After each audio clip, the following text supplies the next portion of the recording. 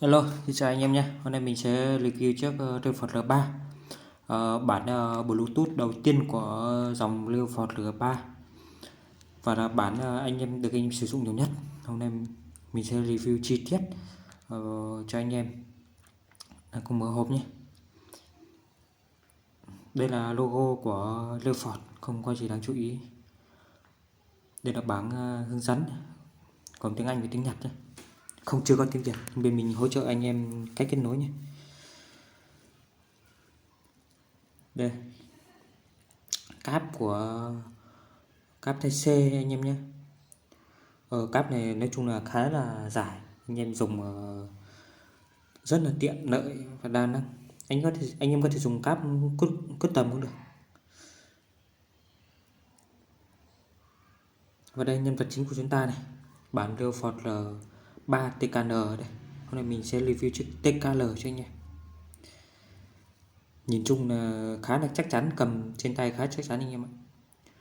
So với R2 thì R3 thiết kế có vẻ chỉnh chu đẹp hơn, cầm cảm giác đầm tay, không như dòng R2. Đây mặt sau nhé, khá là đẹp anh em. Bây giờ mình sẽ gõ thử cho anh em nghe tiếng của Leopard R3 nhé.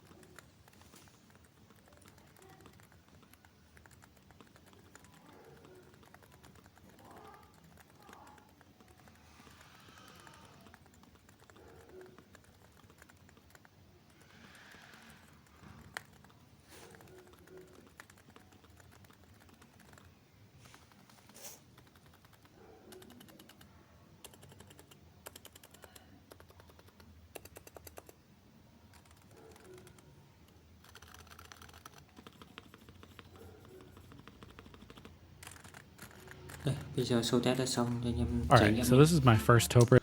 Còn về sản phẩm thì bên mình phân phối chính hãng, nhập vào bảo hành chính hãng, 5 năm nếu một đổi một cho anh em. Anh em dùng có bất kể vấn đề gì từ nhà sản xuất, bên mình sẽ đổi luôn một chiếc khác cho anh em. Dòng R3 này khá là đáng đồng tiền để anh em trải nghiệm.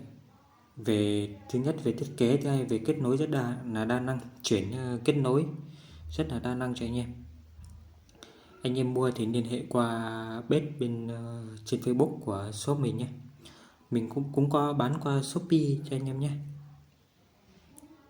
Cảm ơn anh em đã xem và cùng mình tìm hiểu về dòng Leopard R3. Hôm sau sẽ có những video về HKB và những cái bàn phím Doppler khác cho anh em trải nghiệm. Cảm ơn anh em.